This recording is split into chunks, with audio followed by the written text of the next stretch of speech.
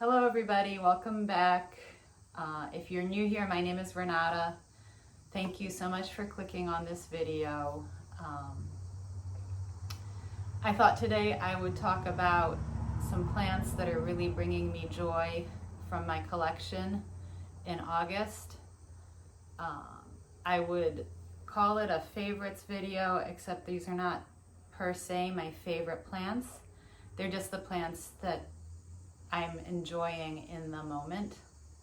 I love all my plants. I don't actually have favorite plants, and if I had to pick favorites, I would be lost. Yeah, I can't think of any plant that I love more than another.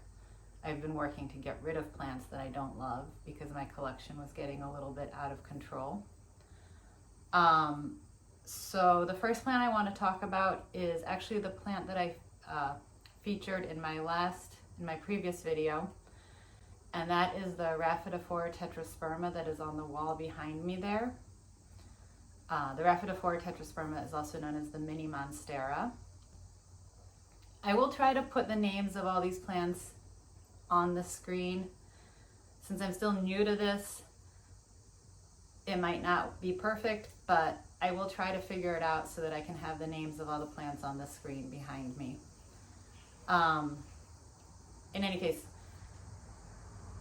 the Rhaphidophora, while I'm not going to show it to you now because it is in the previous video if you want to see what it looks like, even from here you can see that it's kind of filling in an empty space on the wall there and has some nice upward movement towards the other plant up there, which is starting to creep along the wall. So it's giving new life to the plant, and it's really allowing me to see all of the separate vines and the leaves and really appreciate the plant more than I had been able to appreciate it before. So that is a plant that, not because of itself, but because of where I've placed it, is now bringing me a lot more joy. These plants are bringing me joy just on their own. I have 11 picked out that I'm going to show you and talk to you about. So they are not in any particular order of preference or growth pattern or necessarily coloration, although there are a couple places where I've got them sort of by accident grouped into various color schemes. But I do have them, I will talk about one genus at a time. And there are a couple where I have a couple of genera where I have a couple of different examples of plants that are bringing me joy right now. All of these plants I've had for about 2 years or less. Some of them I've only had for about a month and a half. So they're all fairly new in my collection. Many of them, when I purchased them, were fairly small, and so even now, however much time has elapsed that I've owned them, they are still small. A lot of these plants are very new in my collection, so they might not seem that impressive because they're not these big, huge, beautiful plants. But I'm still really enjoying watching them grow, and I'm looking forward to seeing how they will continue to grow and mature. So, having said all of that, let me start showing you some plants and talking about the individual plants. So the first one I want to show you is my Maranta, and I believe it's a Maranta lemon lime. It's got the sort of yellow lemon limey colored veination on the dark leaves. This plant was actually a gift from a friend, and it was about half the size when I got it. I got it in June, and I have to tell you honestly, I was never a huge Maranta fan. I kind of thought they were a little bit gangly, a little bit ungainly, but when my friend offered me a cutting of his plant, I sort of thought to myself, well, I don't really love them, but let me see if I take it home, what's going to happen. Maybe I'll love it, and if not, I can sell it or I can get rid of it. Someone else will want it. And I brought it home and I put it in this pot. I really like this pot. I put it in this cover pot, and as soon as I did, I just really fell in love with it. It was like I hadn't seen them presented in a way that made me love them before. I've seen them sort of get very viney, and I know people like that, but I just really like kind of how small it is right now, actually. And I'm really enjoying the lemon lime color on the veination. It's not a bright lemon lime. It's kind of a little muted. I don't know if you can really see the color on there. It just kind of looks like a little bit of a lighter green color, I'm afraid. But it's a little bit lemon limey. And I'm just really loving it. I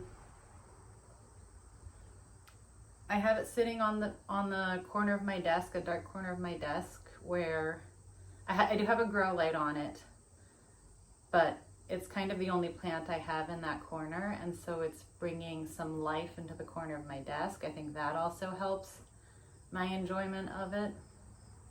But yeah, it's just a beautiful little plant, and I'm very happy with it.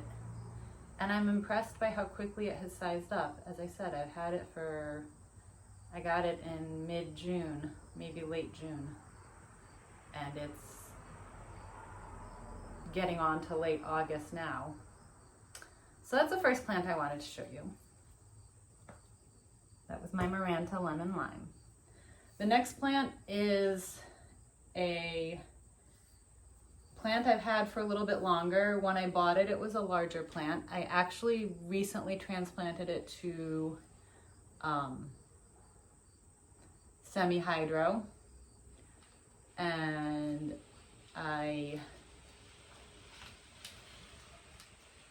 it's still getting used to, it's still establishing itself in the semi-hydro.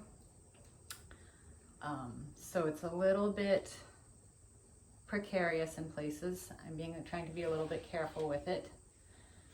But the next plant I wanted to show you is this beautiful snake plant.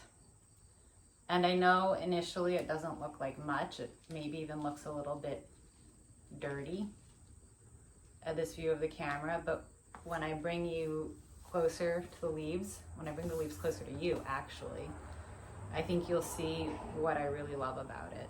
So as it gets closer, you can see that the leaves have these beautiful, let me find a good leaf to show you. Actually, this one is a good leaf to show you. So you can see that the leaves have this beautiful green, silvery white striations. Or here's another really nice example. And you see there's a little bit of iridescence to it, so that while from afar it's kind of not quite as exciting, when you get close and you can see how beautiful it is. So this plant is a Sansevieria sayuri, or I have heard that Sansevieria was reclassified as actually a part of the Dracaena family. So it's actually a Dracaena sayuri, or a snake plant, and then sayuri. But I just think it's so beautiful. I wish this leaf would stay upright. I think there's a little bit of an adjustment period with this plant and the semi-hydro, but I really love that silvery, that sort of silvery iridescent shine that it has, and the white and light green and dark green variegation, and how stripy it is. And it's just a plant that's bringing me a lot of joy these days. Anyway, there's the back of the leaf too. So you can see that the pattern is present on both sides of the leaf, which I also really enjoy. And all right, let me now carefully move this one aside. So the next plant I want to talk to you about is another one that's got some similarities color-wise to the Sayuri, and that is this little Cebu blue pothos, or Epipremnum. I know that pothos has been reclassified as Epipremnum, but I still use pothos. So the Cebu blue has these beautiful, when they get to be larger leaves that have kind of this shimmery bluish gray coloring to them. And right now this plant is very little. I just got it from the same friend who gave me the Maranta as two one-leaf cuttings. So I had this one leaf and this one leaf. And it didn't even have any roots at the time. It had been freshly cut. So this is all new growth since June. And it is still very small, but I'm very pleased that it's putting out, that both of the plants have grown roots and that it's putting out vines. I'm really looking forward to the leaves sizing up some and the vines getting larger so I can cut them and propagate them and create a larger, fuller plant. Because if you ever see a very large Cebu blue, they are so gorgeous with that sort of grayish, bluish shimmer on them. I think they're just really stunning plants. So what I'm really enjoying is, again, that sort of color, the color on it that's a little bit bluey green, and just watching this wee little plant grow. One unplant related comment that I wanted to make is that the reason I'm holding this plant in such a weird way, if you look, you can see I have it planted in a pill bottle, because as much as I can, I like to reuse and repurpose things for my plants. So I have a couple of plants that are growing in pon, in a semi-hydroponic growth medium called pon, and I have them in pill bottles. So I'm going to show you three plants in pill bottles today, and a few other plants in other repurposed containers. So I do have plants in pretty little cachepot or cover pots, and then I have plants in pill bottles. That's how I like to do it in my house. So that's the Cebu blue. The next plant I want to show you is also very new. I just got it in July. And that is this begonia. And it's a begonia Lunar Lights Harvest Moon. So it's a fairly large plant, as you can see. Let me just sort of hold the whole thing up. So you can see it's a large plant. It fills the full screen there. And what I really have been loving about it is, excuse me, I'm getting a phone call. What I'm really loving about it is how large the leaves are. I've always wanted a really large leafed begonia. I'm always so jealous of other people who can grow their begonias, especially their cane begonias, to have really large leaves. I just can't seem to do it. They don't like my growing conditions somehow. So that's the first thing I've been really loving about this plant, is that it just, when I bought it, it had extremely large leaves, and that was one thing that attracted me to it. The other thing I really love I don't know that you'll be able to see it. But the leaves themselves, yeah, you really can't see. You'll have to trust me. The leaves themselves have these little hairs on them so that when you feel it,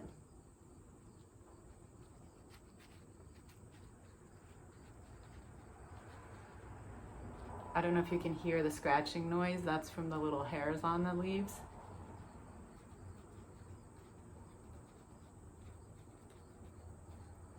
But it feels like it feels like a cat's tongue.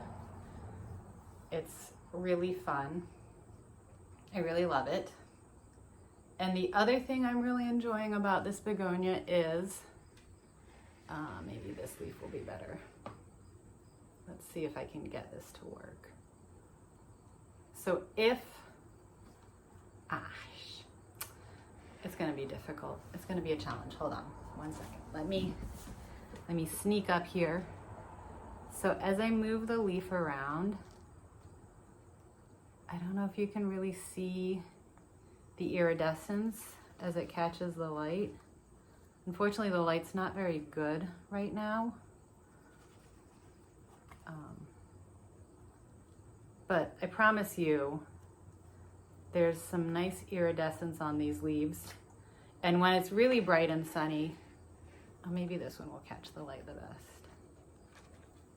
There we go. You get a little bit of that iridescence down at the bottom of the screen on the leaf. So you can see it's kind of shiny and shimmery. So even though it's not that light bluey gray tone of the two previous plants, yeah, look at that. The bottom of the screen, it's just, you can see how shiny it is. And when the light is really bright, it's almost got a blue color to it. Like, it's kind of like a mermaid tail color almost. It's so beautiful. I just really love that. So I would say for the last three plants, the trend that you would notice would be sort of shimmery, shiny, slightly more unusual colors for plants. The other thing I've really been enjoying about this begonia is that it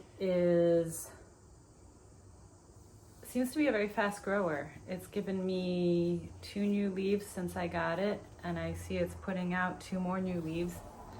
So I'm very excited about that. But yeah. So now we're gonna get into the plants where I have more than one example from each genus. So the next plant I want to talk about is my Alocasia Black Velvet. And this is, of the plants I'm showing today, this is the one that I've had the longest in my collection, and I think she's just a beauty. So this is a leaf it gave me shortly after I got it. It no longer has the leaves it came with when I first got it, but they were about yay so big. And then it gave me this leaf, and it has just slowly been sizing up. So this leaf is fairly new. It does have a little bit of damage from grow lights on it. We'll just pretend that's not there. There we go. Look, it's a beautiful leaf with my hand in the middle of it. This is the newest leaf. It just came out 2 days ago. So it's still very soft.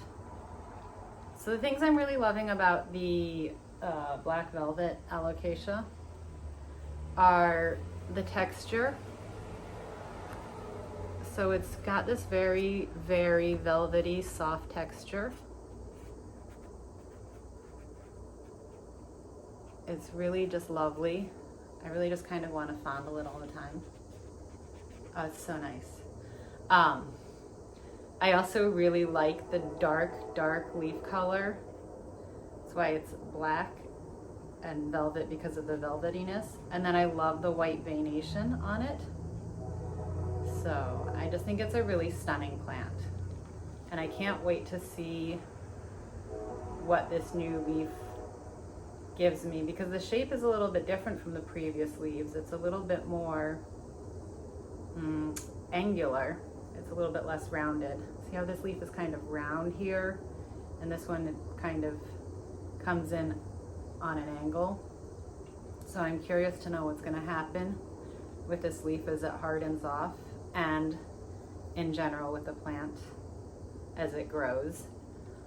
I currently have it growing in my cabinet, which is why all the leaves are facing the same way, which is great for showing you guys, but is not the way alocasia really wants to grow. There are a couple exciting things going on with this plant too. So one of them is that it is giving me, let me turn it, that new corm so that I'll be able to grow another one. And it's giving me this even larger new corm. So hopefully I'll be able to grow a couple more of these. I do have it growing in a old peanut butter jar that I cut the top off of.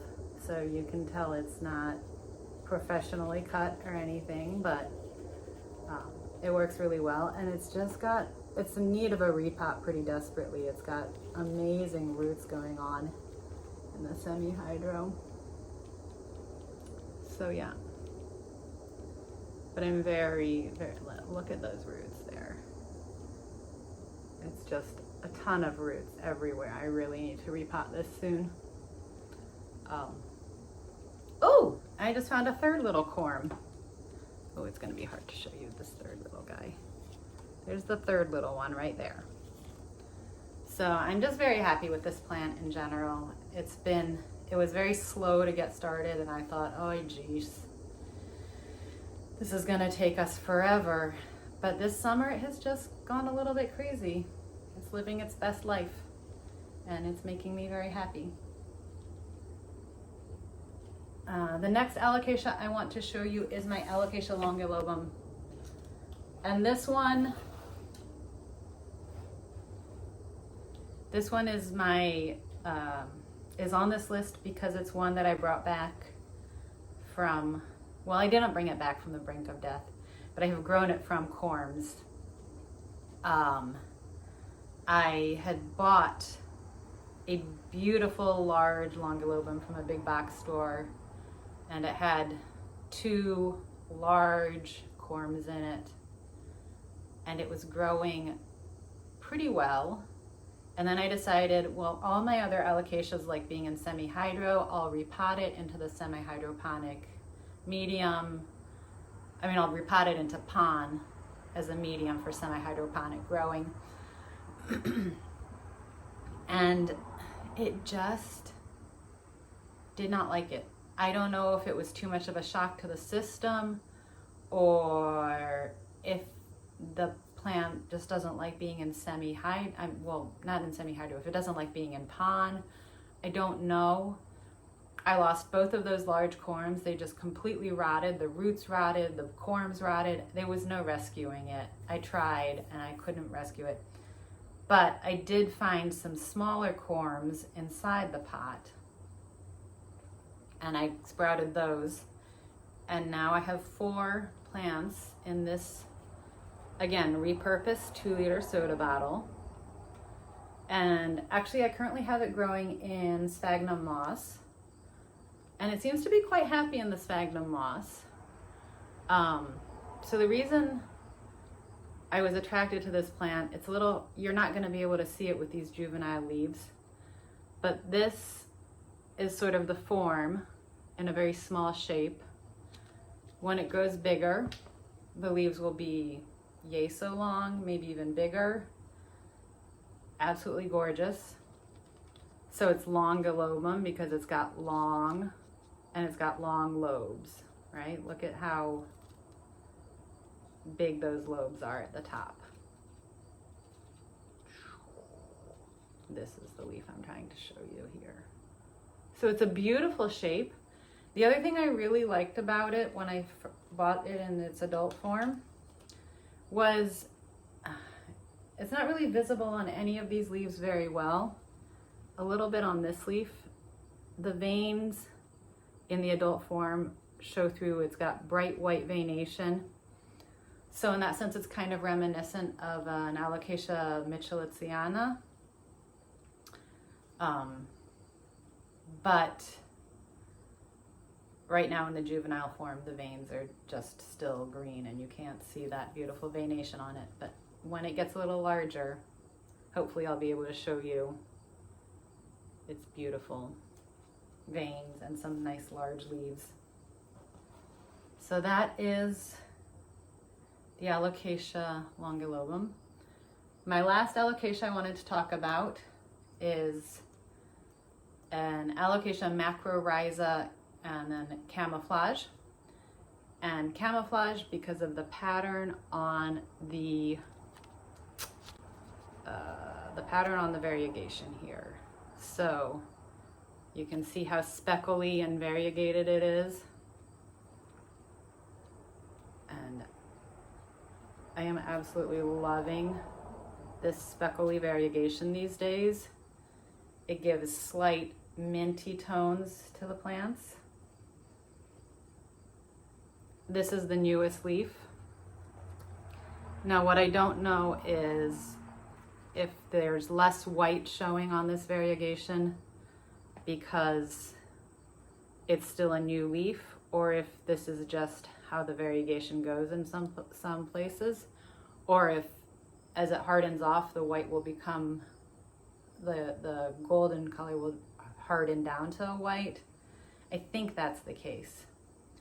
The other thing to know about it is I also have it growing in pon. It's a pon mixture that I made myself because I find it very difficult to find chunky pon where I live. So I've just started making my own chunky pon up, and I currently have it growing in a repurposed yogurt container. So not to advertise for any brand of yogurt, these are just these nice little glass jars. Do really well for small plants. And it's giving me really good root growth too, so I might have to repot it soon. And the most exciting thing, so on this smaller plant here, let's see, how am I gonna show you this?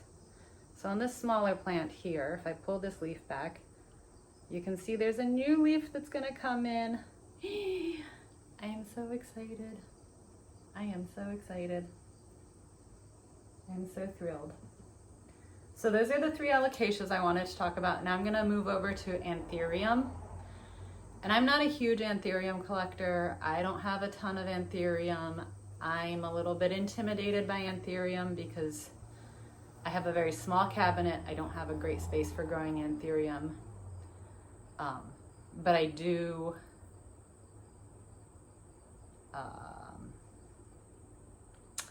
love the few Anthurium that I have, and I wish I had a larger cabinet that could accommodate more. But also Anthurium can be quite pricey, and I don't know that I always have the budget for that. If you do, wonderful. Everyone should have the plants they want to have and the plants they can afford to have. The first Anthurium I want to show you is the first Anthurium I ever purchased, and that is an Anthurium clarinervum. And this is its newest leaf. It's still small. I know they can get much larger than this, but for my plant, this is a huge leaf. If I show you the two oldest leaves on it, you'll see the size difference. So that is the oldest, that is the newest leaf. The oldest leaf on this plant is this one. You can see this difference in size. It's quite remarkable. And I believe it's lost some smaller leaves that it came with. So it's been sizing up quite nicely. And what I really liked about the Clarinervium, I like the texture. A lot of Anthurium are sort of, they're thick, they're a little bit, they are absolutely not succulents, but the leaves have a sort of succulent quality in the sense that they're a little bit thick. And there's they're not velvety the way the black velvet alocasia is velvety, but there's a certain softness to the leaf. Sort of almost velvety like finish. So that's one thing I really love. The other thing I really love is the veination on it. It's just a beautiful pattern. I really like that you can see the veins. And I'm really hoping that this newest leaf, when it finishes hardening off, I assume it will darken down and the veins will be more prominent, because right now it's a little bit hard to see the veins with with how light the green the color the leaf is. So that is my Anthurium clarinervium. Let me put her aside. And let me take a sip of water.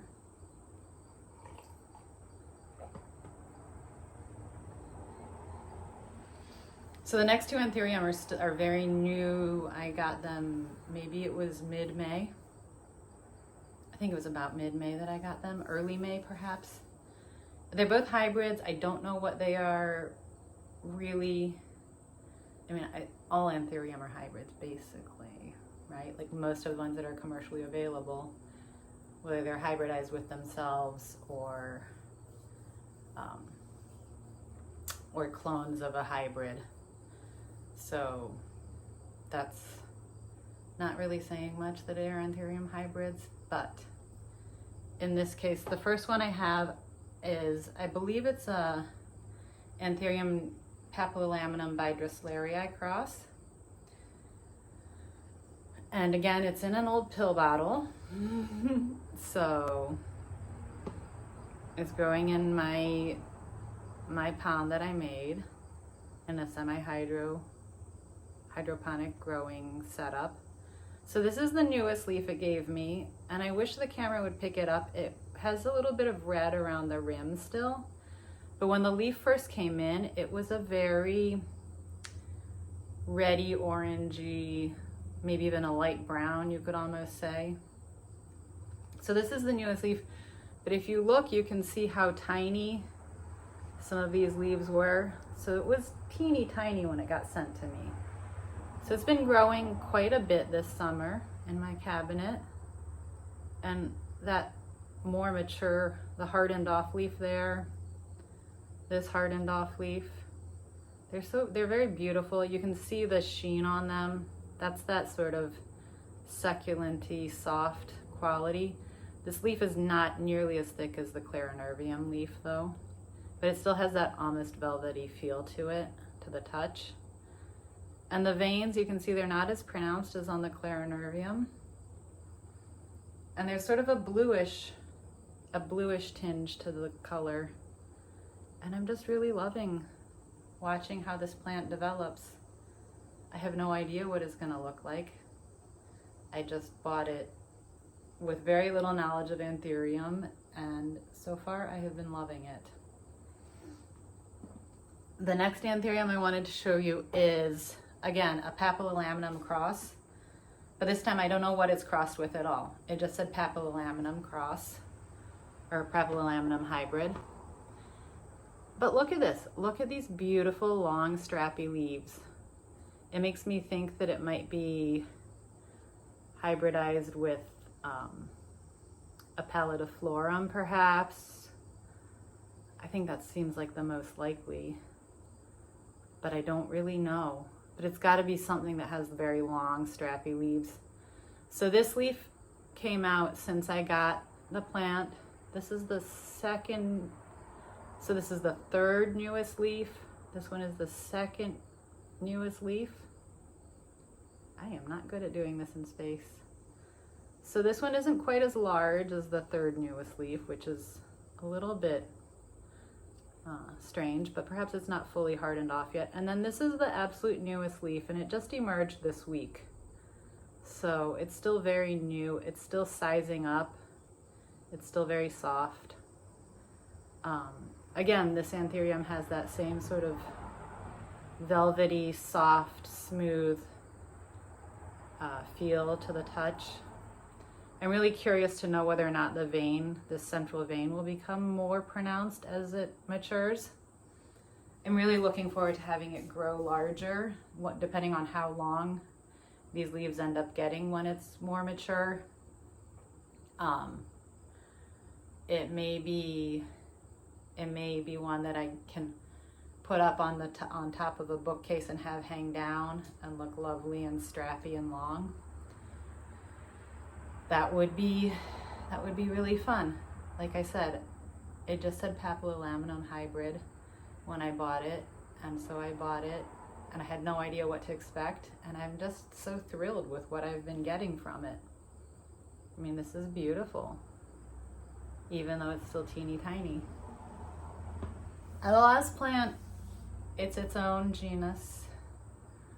It's a plant that when I brought it home, my mom, well, I was on vacation, so my mom was there. But when I brought it home, she was like, "You bought an outdoor plant?" And I said, "Well, but no, they were selling them with the house plants." She said, "But these are outdoor plants that people put in their gardens, the shade plants." But I didn't know. I fell in love with it. They were selling it with the house plants as if it were a house plant. I am growing it as a house plant. I am thrilled with it. So with all of that introduction, let me show you my Farfugium japonicum gigantea. So this is her. And just look at that beautiful lily pad shaped leaf. I know the Farfugium comes from Asia. I'm not sure where. I assume with a name like japonicum that this particular species was first at least identified in Japan, but I could be wrong, you know. I'm just making that up. But she's so beautiful and so shiny and has just the roundest leaves. Look at that one. Just look at this one.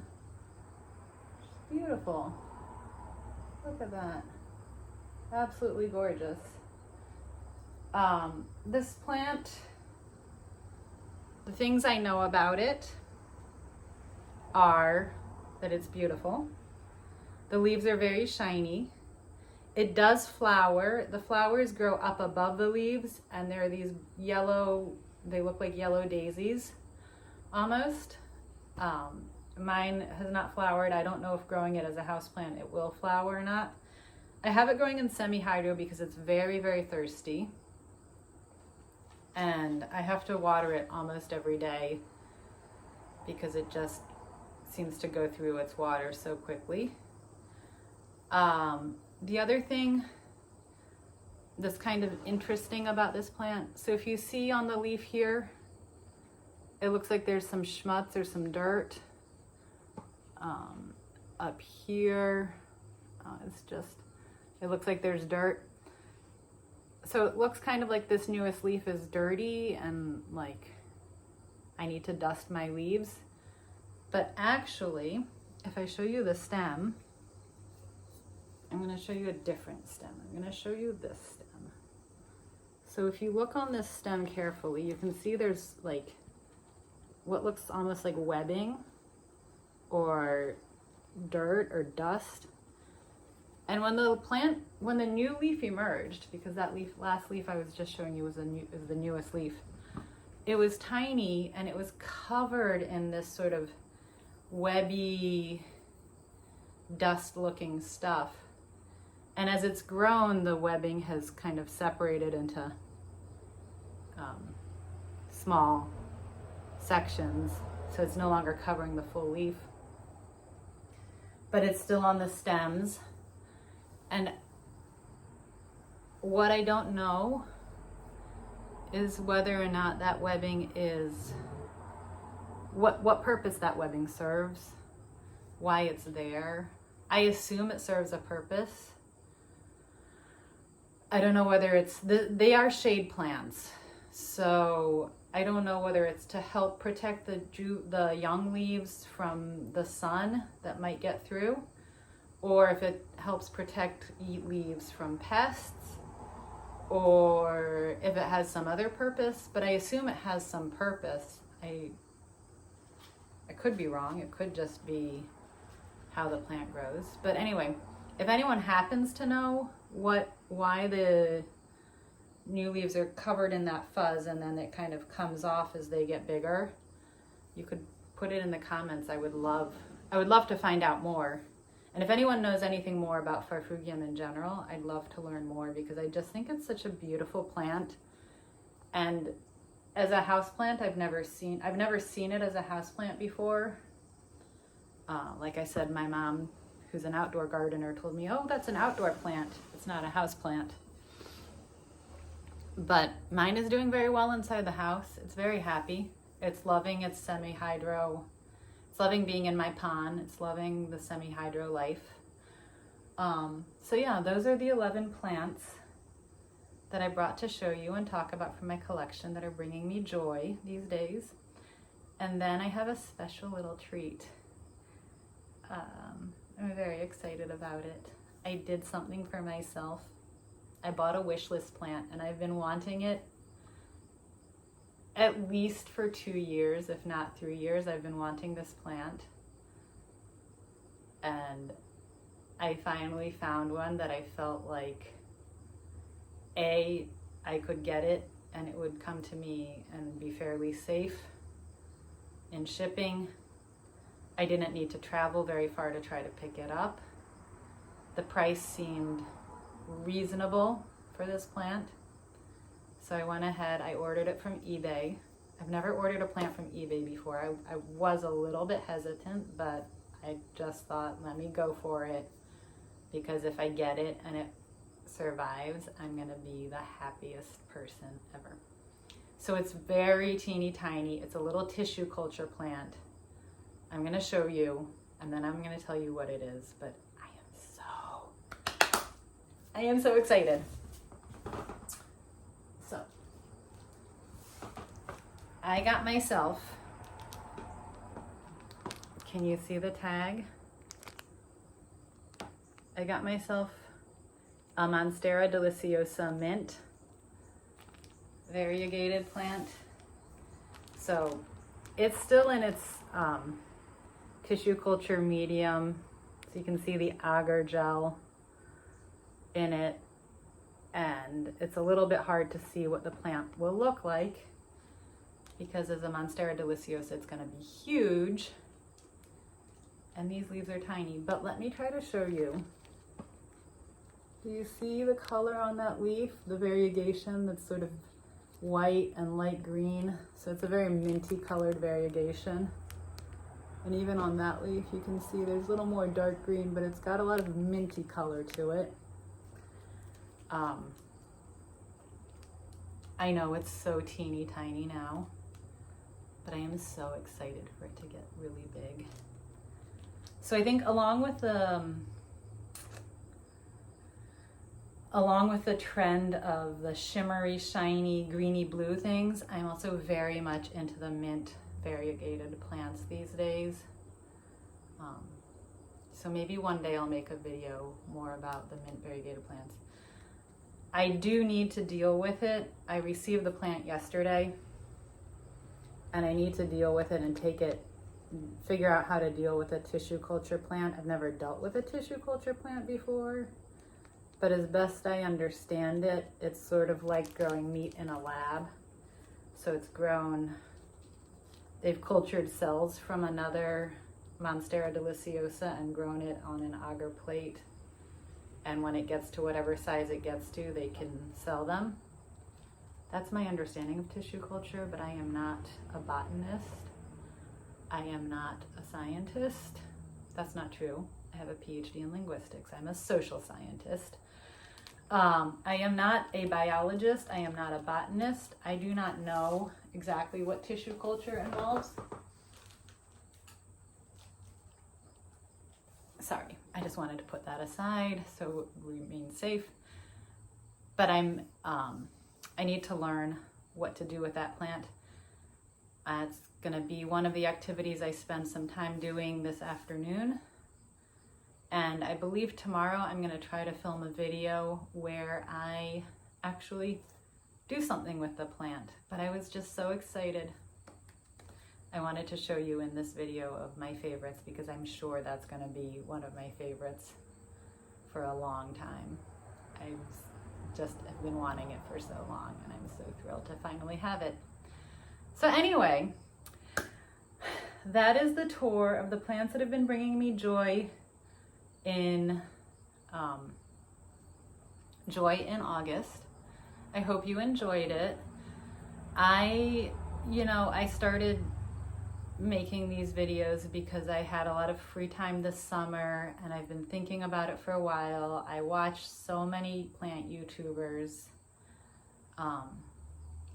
and I had too much free time, and I had a very difficult, stressful summer for a lot of reasons, and I really needed something to take my mind off of some heartbreak, some seriously elderly parents, a lot of stress about my other job. So I just started the channel as a way to channel my own energies into something other than anxiety, stress, depression, etc. So if you guys enjoy these videos, that for me is it's really the icing on the cake if you enjoy these videos, because I'm making them for me, for my own personal reasons. But I love my plants. I love talking about plants. I love sharing about the plants. So if you want to hear more about my plants, if you want me to share more about my plants, I would love it. Love it if you hit the like button. I'd love it even more if you subscribed, and so could support me that way. But as I said, this is also a very personal project, and I'm doing it for myself. So anything else I get from it besides just doing it for myself is... Anyway, thank you for watching. I hope you have a great day. I'll see you in another video soon. Bye.